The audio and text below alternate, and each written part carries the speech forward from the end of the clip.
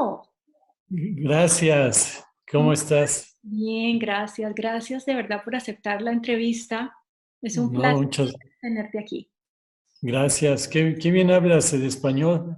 Sí, porque soy colombiana, Ajá. pero me fui muy joven de Colombia y por eso yo investigo mucho qué impacto tiene la infancia en la mente de las personas, porque inconscientemente hacemos muchas cosas que no entendemos. Ujú.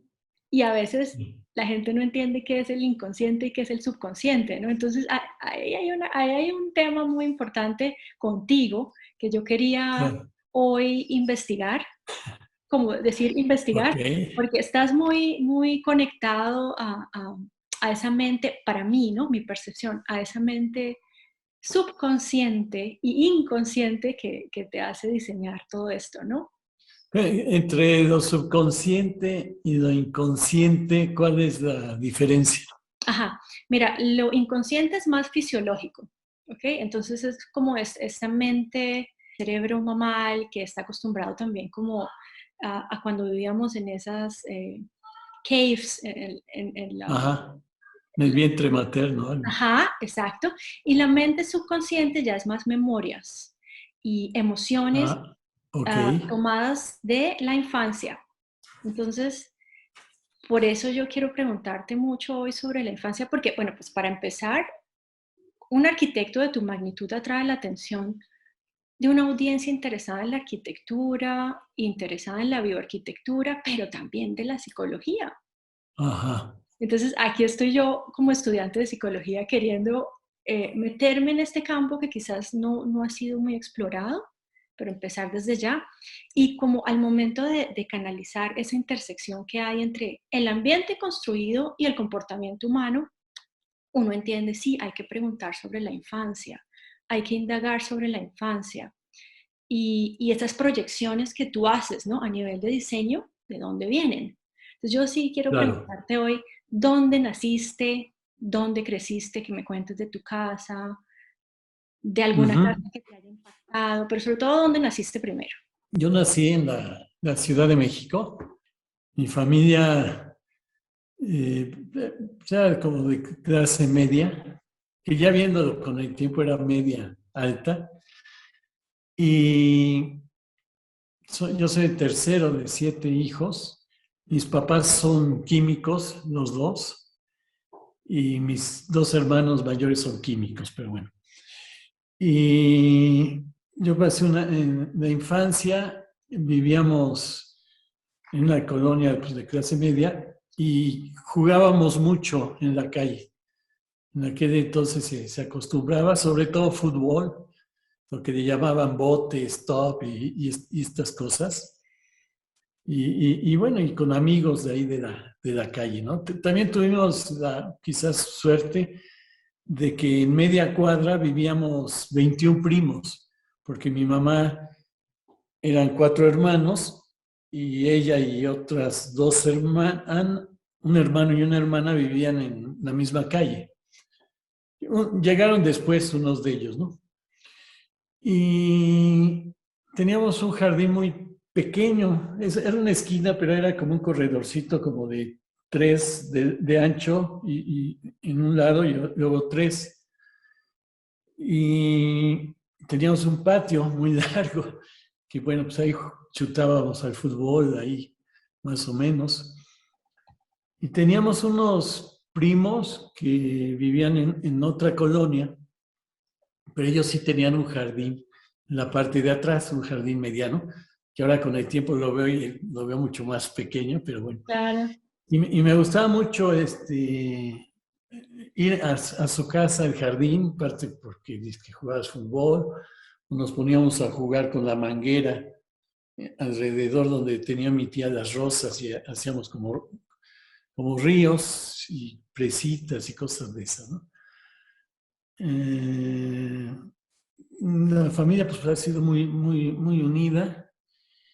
Y bueno, quizás ahorita como estás hablando de esto, son cosas que a veces nunca las pienso, pero mi abuelo vino de España, él es de origen vasco, de Navarra, cuando tenía 10 o 12 años, no recuerdo.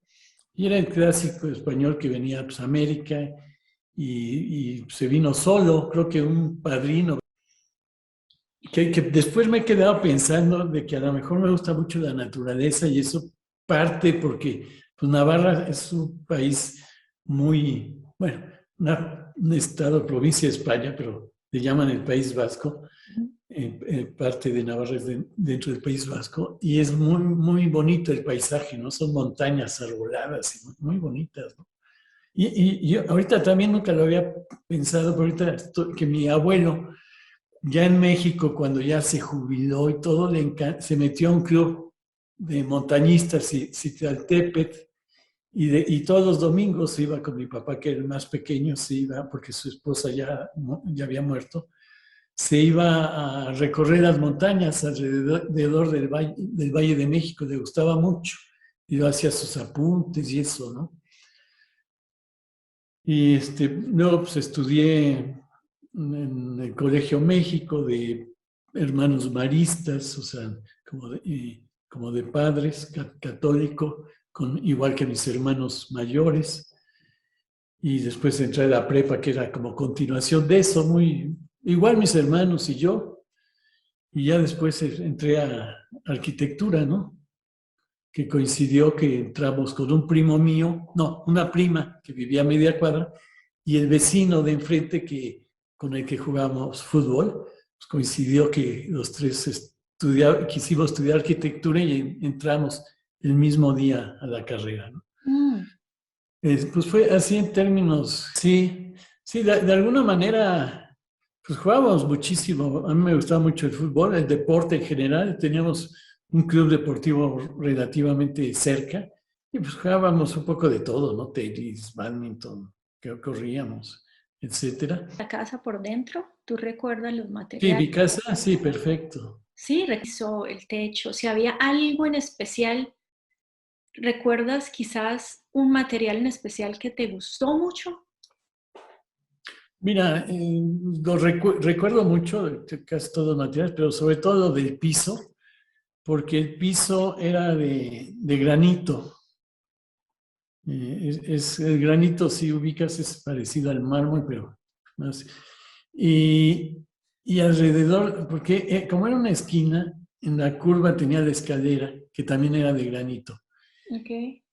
Y alrededor del piso, sí, estuvimos ahí Súper en interesante. esa casa.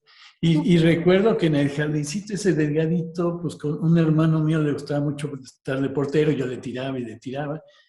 Y bueno, en su momento Santa Cruz nos trajo una bicicleta, a mi hermana y a mí, pero sí, sí me acuerdo muy bien de la casa, de todos los espacios, ¿no? El otro día, ¿Tú, por ejemplo, crees que alguno de esos lugares te impactó tanto, tanto, tanto, pero tanto que hoy en día tomas un poco de esa inspiración, quizás de esos jardines o de ese granito y de esa continuidad del granito con las escaleras, porque estabas muy atento de esa área, ¿no? Porque estabas ahí con todas tus emociones jugando y tú hablas de que el granito conectaba con las escaleras y siempre cuando diseñas buscas continuidad. Entonces quiero saber si hay alguna inspiración ahí. sí, Cuando hablamos de bioarquitectura, ¿nos referimos como a emular la naturaleza o también tú tratas de emular el mecanismo de funcionamiento de la naturaleza? Cuando tú diseñas esa bioarquitectura, ¿tratas de emular el diseño nada más o también parte de su mecanismo? no sé si cuando te refieres al mecanismo o funcionamiento, bueno, te refieres como al funcionamiento, ¿no? De la casa. Ujú. Yo actualmente tengo un proceso creativo que pienso, por lo menos para mí es muy claro, muy, muy claro, que con los años y al dar clases, pues lo he ido como mejorando, puliendo, ¿no? Y generalmente cuando proyectamos el concepto arquitectónico, que yo creo que es lo más interesante y misterioso de la arquitectura, nace de este proceso creativo, que básicamente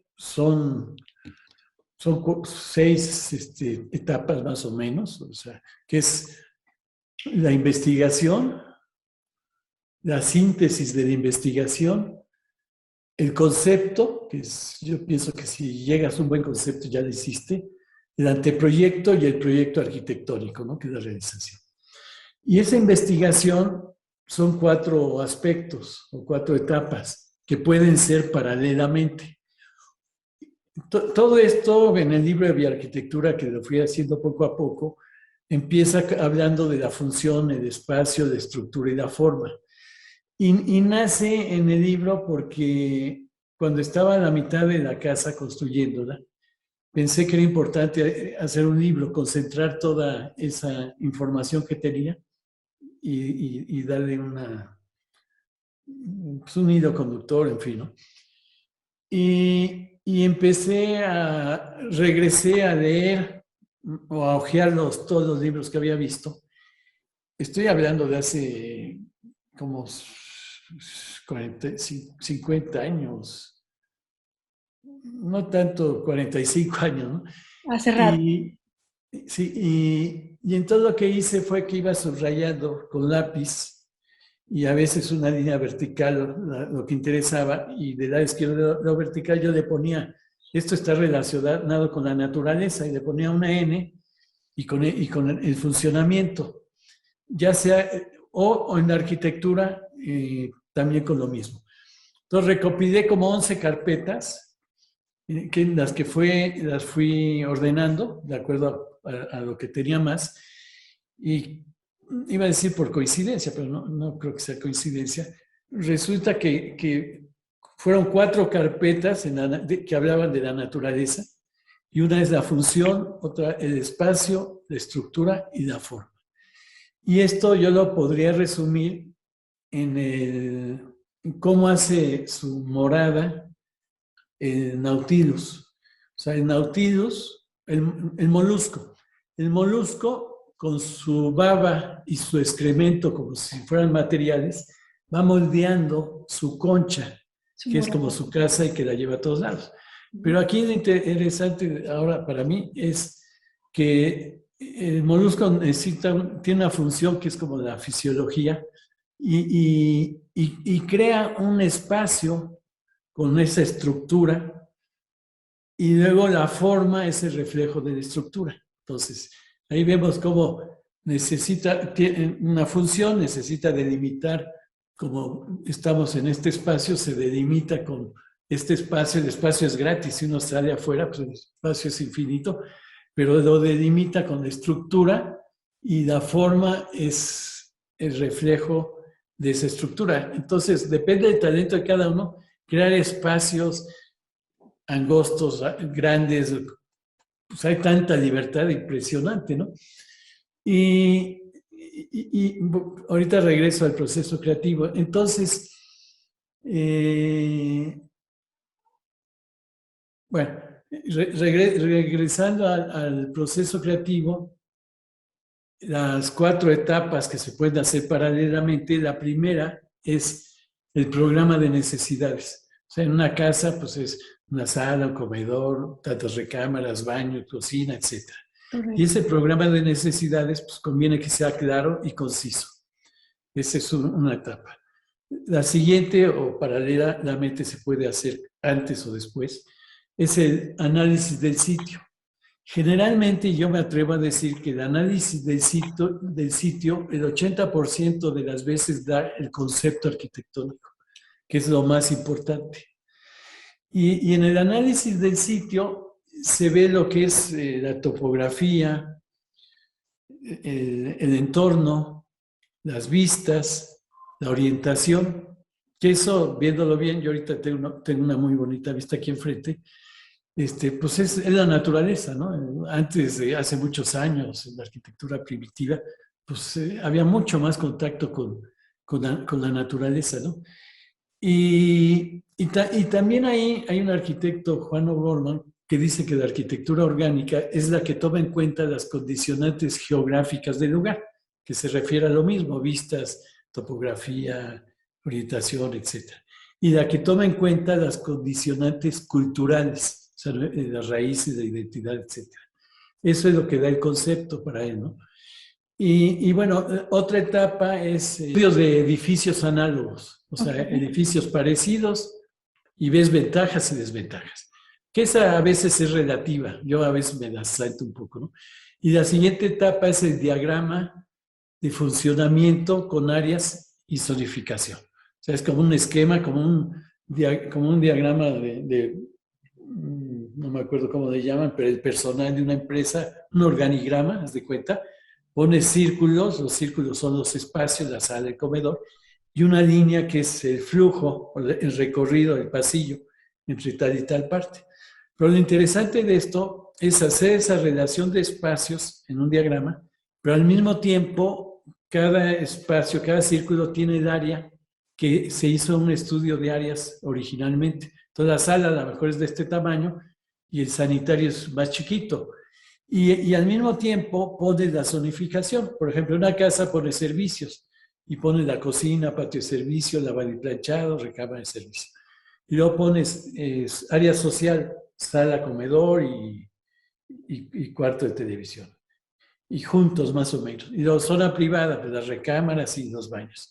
Entonces, en ese esquema o diagrama, ya tienes como un todo embrionario en el que difícilmente va a cambiar la relación de un espacio con otro y difícilmente te va a cambiar la zonificación o las áreas. Entonces, ya No, teniendo eso... eso fue muy importante lo que dijiste, un todo embrionario. O sea, Sí, tú de entrada estás buscando la sensación de estar en el útero de la madre. sí, sí, pero me refiero un poquito embrionario. Es como el embrión que está todo, pero se va a ir pudiendo conforme va pasando el tiempo, pero ya no cambian las cosas, pues, si no convencional, más ortogonales, mucho con influencia de Luis Barragán. Y luego cuando ya hice la primera casa, que me llevó mucho tiempo, y que de ahí salió el libro de bioarquitectura. ¿Cuándo? ¿El libro cuándo salió? Sí, el libro, ¿cuándo salió? Pues, ¿qué será? No me ¿2002? acuerdo. Creo. ¿Mm? Creo que en el 2002. No, yo creo que ha de haber salido, pues a A lo ver. mejor, no sé. ¿Sabes que el libro está en la biblioteca de mi universidad en Inglaterra? Y me quedé loca porque no esperaba encontrarlo, pero gracias que tengo acceso a todo tipo de libros, ya te voy a decir yo. Sí, Y te quería preguntar también, ¿cuándo, o sea, cuando dices que tú te cambiaste a figuras curvas, también cuándo fue? es que fue paulativamente, bueno, fue a partir definitivamente de los estudios de edificios análogos, o sea, Ok. edificios parecidos y ves ventajas y desventajas. Que esa a veces es relativa, yo a veces me la salto un poco, ¿no? Y la siguiente etapa es el diagrama de funcionamiento con áreas y zonificación. O sea, es como un esquema, como un diagrama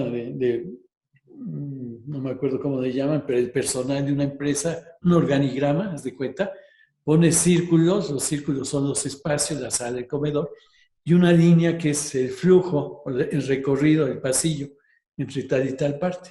Pero lo interesante de esto es hacer esa relación de espacios en un diagrama, pero al mismo tiempo, cada espacio, cada círculo tiene el área que se hizo un estudio de áreas originalmente. Entonces la sala a lo mejor es de este tamaño y el sanitario es más chiquito. Y al mismo tiempo pone la zonificación. Por ejemplo, una casa pone servicios y pone la cocina, patio de servicio, lavado y planchado, recámara de servicio. Y luego pones área social, sala, comedor y cuarto de televisión. Y juntos más o menos. Y luego zona privada, pues las recámaras y los baños. Entonces, en ese esquema o diagrama, ya tienes como un todo embrionario en el que difícilmente va a cambiar la relación de un espacio con otro y difícilmente te va a cambiar la zonificación o las áreas. Entonces, ya No, teniendo espera, eso, espera. Eso fue muy importante lo que dijiste, un todo embrionario. O sea, sí, tú de entrada estás buscando la sensación de estar en el útero de la madre. sí, Sí, sí, aunque me refiero, sí, no necesariamente en Pero al casas confort, civiles. a estar confortable, a estar cálido, Sí, a no ser abrupto sí, en la transición. sí, pero me refiero un poquito embrionario. Es como el embrión que está todo, pero se va a ir pudiendo conforme va pasando el tiempo, pero ya no cambian las cosas. Por ejemplo, si en un embrión o feto te sale la cabeza en la mano junto a la cabeza, porque yo así les digo a mis alumnos, Claro. si ese diagrama de funcionamiento está mal, una zonificación de un lado con otra que no funciona, pues es como si en un embrión feto te sale la mano junto a la cabeza. Entonces, o se hace un aborto o va a llegar una malformación al mundo, ¿no? Y es un poco para, como diciendo de ellos, si tu proyecto está mal desde el principio, o lo abortas, o difícilmente va a quedar bien, porque aunque si el baño está en mala ubicación, aunque le pongas de mármol o las llaves de oro, pues va a estar mal, ¿no?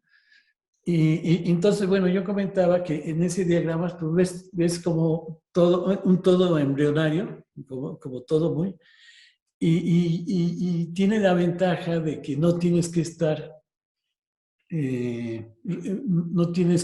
regresando a ver en una hoja esto y esto acá y esto acá, revisando muchas cosas, sino que es como la síntesis de ese diagrama de funcionamiento. Y, y sobre todo ahora que hay mucha información, ¿no? Que te llega por tantos lados, pues ya nada más te concentras en eso. Y la siguiente etapa es la síntesis. Es todo lo mismo que hablé, pero como su nombre lo dice, sintetizado, resumido, ¿no?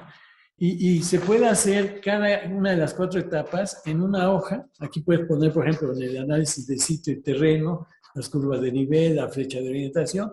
Y las 4 hojitas es la síntesis de la investigación, porque muchas veces acostumbramos tener una investigación muy, muy grande y lo importante es sintetizarlo. Y luego ya de ahí, sintetizando esto, viene el concepto, que es lo más interesante y misterioso, que quizás te llegue donde menos te lo esperas, pero ya es producto de trabajo, ¿no? Como lo han dicho, que dicen de varias personas, Edison o Einstein, que 99% es transpiración, o sea, sudor, trabajo, y el 1% es inspiración, aunque también ese 1% pues es importante, ¿no? Y ya teniendo ese concepto, que Frank Lloyd Wright, un arquitecto muy renombrado, comentaba y Que te decía, hagan, perdón que te interrumpa, que te comparan mucho con él como en su reflexión interna al momento de proyectar, ¿no? Por la naturaleza. sí, sí, porque él tomaba mucho en cuenta la naturaleza y su corriente fue orgánica al final, ¿no? Y él decía que a sus discípulos, a sus alumnos, les comentaba que cuando ya llega la idea, el concepto, él no lo pone en un bosquejo luego, sino que espera a que se geste más esa idea y mentalmente le empieza un poquito A dar forma. a darle forma, y ya cuando ya tiene más o menos esa forma, que es una forma, suena raro, medio amorfa, o sea, como un fantasma, pero ya tampoco van a cambiar los lugares, etcétera. En ese momento ya hace un bosquejo, ¿no? Y ya teniendo ese concepto, pues te vas al anteproyecto, que difícilmente van a cambiar de lugar los espacios ni las áreas y todo, y sobre todo es proporcionarlo, ¿no? Proporcionarlo. Y ya en el proyecto arquitectónico y ejecutivo, pues lo importante es reforzar ese concepto, ¿sí? Total. Suena raro, pero yo ahorita te estoy No, viendo, no, yo, no, bueno, no raro, pero por ejemplo, yo te estoy viendo a ti y bueno, pues, perdón que meta, pero yo veo unidad, ¿no? O sea, tienes todo clarísimo, muy sencilla, tu cabello, tu cosa blanca, tus dientes blancos, lo que estás ahí es blanco, y entonces se ve como hay unidad y por lo tanto hay armonía, ¿no? todo es blanco. Sí, no, bueno, Me y encanta el los blanco. pincelazos del cabello, parece como si te quiero ligar, pero no. No, yo lo sé, yo lo sé. No, ya sé, tu cabello güeros, todo eso. Entonces, a lo que voy con después del concepto, lo importante es como reforzar ese concepto, Ujú. porque si no se va perdiendo y pues ya no hay unidad, ni hay armonía, etcétera, ¿no? Total. Yo siempre busco la armonía, y por eso lo dices, porque yo como diseñadora busco la armonía. Yo soy, antes que psicóloga, diseñadora, entonces me encanta lo estético, pero también pienso en la funcionalidad que va a tener, no solo a nivel físico, sino también mi mente, ¿no? ¿Cómo Claro, me va claro. a calmar, me va a relajar? Entonces, cuando ¿Y hablaba eres diseñadora de en qué? interiores, diseñadora de De interiores, interiores. ¿sí? Ajá, Pero ya. era más el deseo por qué tanto amor por ciertas cosas que yo tenía, quería entender el por qué. Entonces, cuando dije, bueno, para entender el por qué tengo que estudiar psicología, me leí un primer libro de Juhani Palasma de los ojos de la piel. Ajá. Entonces, es un arquitecto, no sé si lo conoces, Juhani Palasma. No. Porque veo que en el libro Bioarquitectura nombras a Alvar Aalto, que también es de Sí, Finlandia. Bueno, Alvarado. Juhani Palasma no diseña tanto, sino que es como que es más filósofo, ¿no? Entonces él habla de la piel como el sexto sentido, ¿no? Porque Sí, creo que sí. Yo, hasta el ojo tiene la córnea, que esa estructura es piel. Entonces él te explica todo y me apasionó. Entonces yo dije, no, sí, el diseño es muy bonito y todo, pero me parece un poco egoísta si vas a imponer tu estilo, claro, ¿no? Entonces, claro. si vas a ofrecer algo más, entonces debo ser empático. Cuando tú hablas de que estás pendiente del ambiente, de la topografía, no sé si estoy clara con la palabra que usas. Eh, La estás- topografía es como lo accidentado de un terreno. ok, Si es muy empinado o es plano. ok, Ajá. entonces tú estás pendiente de eso y también estás pendiente de beneficiar al usuario, ¿no? Y en ese proceso, al final da una forma, un animal, lo que sea que salga. Pero entonces Sí, no empiezas y no eres egoísta al decir, es que yo quiero hacer una serpiente. No es egoísta. Entonces por eso yo digo, es súper importante esa empatía para lograr esa coherencia de principio a fin que sí, que no disminuye a nadie, todo queda como balanceado. Cuando hablas de la armonía, del pelo, de lo sí, sí, blanco, al sí. final llegué a esta conclusión, me parece muy adecuada. Sí, porque algunas personas pueden pensar que yo parto de una serpiente Exacto. o de un animal a priori, pero No, no, no, a mí hasta me preocupa y a veces a los alumnos un día me invitaron a dar una plática a una universidad y unos días antes hubo un concurso para hacer una cafetería en el patio de esa universidad. Y no sé por qué los arquitectos o algo les dijeron que parezca la forma de un animal, ¿no? Y entonces a mí cuando fui me invitaron de jurado y pues era muy difícil porque pues yo no estaba de acuerdo en eso, ¿no? O sea, a nosotros nos ha pasado, es como cuando ves las nubes, que empieza a ver, a vislumbrar la figura de un animal o de un vegetal. Y bueno, entonces cuando hemos hecho la arquitectura, por ejemplo, en el caso del tiburón, pues era un estudio y cuando estaba ya en obra negra, los muchachos de la obra le empezaron a llamar el tiburón porque parecía un tiburón, ¿no? Pero nunca pensamos en un tiburón. Entonces dije, bueno, pues le voy a poner una aleta, pues porque pienso que la arquitectura también debe de ser divertida, ¿no? Y así ha sido últimamente, pero muy en los últimos años, sí nos hemos dado el lujo de, creo que de partir de un animal no, pero sí nos hemos dado el lujo de enfatizar más ese animal un poco, ¿no? Por ejemplo, un pescado que de repente parecía un pescado y entonces ya le pusimos más el ojo y eso. Pero eso ya, pues por la experiencia y eso te puedes dar ese lujo, pero normalmente no, ¿no? Creo que y los alumnos o los muchachos que ven estas cosas sí puede ser un poco peligroso porque caería uno en un capricho, ¿no? En hacer caprichos y cosas formales que y en no va por ahí. imponérselos, ¿no? Sí, sí, sí. Imponérselo al espacio natural para el que vamos a crear. En tu caso, como arquitecto, pues tú estás pensando, bueno, voy a crear algo, pero tú estás pensando más allá, ¿no? Entonces, Ujú. eso es admirable, te lo tengo que decir, admirable y se ve muy poco. Entonces, es importante Sí. que te aplaudamos y que lo sepas. Es muy bueno lo que haces. ¿Y tú piensas mucho en la exploración sensorial que quieres provocar en los usuarios?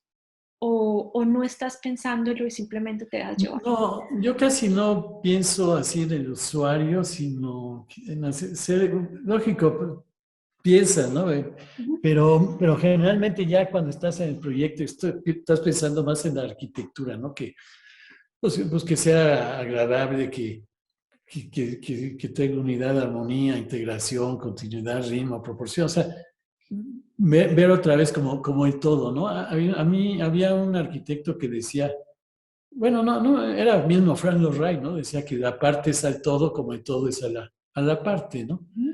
Y eso es mucho en la naturaleza, ¿no? Yo pienso también, ¿no? ¿Y tú empezaste siempre orgánico o como Frank Lloyd Wright te volviste orgánico? Fíjate qué chistoso. Frank Lloyd Wright, como casi todos los arquitectos, empezó a hacer pues, cajitas. Ok. Y luego su segunda temporada fueron triángulos. Y luego ya lo último fue más orgánico, fueron casi siempre como círculos o segmentos de círculos. Ok. Y deja nada, espera, ¿Tienes algo ahí para no, mostrar? no, quería un Kleenex, pero pensé que Ah, no había y ahorita ya los vi. Este, y en el caso de Zaha Hadid, sí la ubica, ¿no? y Zaha Hadid. Ella empezó como que se saltó los cuadros, por decir algo, y empezó con triángulos o picos, ¿no? Y al final fue muy orgánica, ya empezó con cosas más circulares y más libres, ¿no? En mi caso, y bueno, y con mismo Le Corbusier, ¿no? Le Corbusier pues fue muy cuadrado en general, aunque muy plástico y todo, pero ya su última obra como Ronchamp cambió totalmente a lo libre. Y a mí me pasó que cuando llegué a arquitectura, tuve la suerte de tener como maestro a Matías Geritz, no sé si lo conoces. No, no. No, él hizo unas en México, él era alemán, la Segunda Guerra Mundial se sale y se va a España, y luego, no, se va a Marruecos, de ahí a España, y luego lo invitan a dar clases aquí en México. Hizo las columnas, el símbolo de una entrada de un fraccionamiento que estaba en las afueras de México, que son las torres de satélites, que son 5 torres en un momento eran de color naranja, muy, muy bonitas, muy interesante su obra, me gusta mucho. No sé si tú la alcanzas a ver, pero por ejemplo, una estrella que se ve al fondo Ajá, ya la veo, claro. y una cosa dorada, bueno, son cosas de él, ¿no? De él. Sí, y entonces fue un arquitecto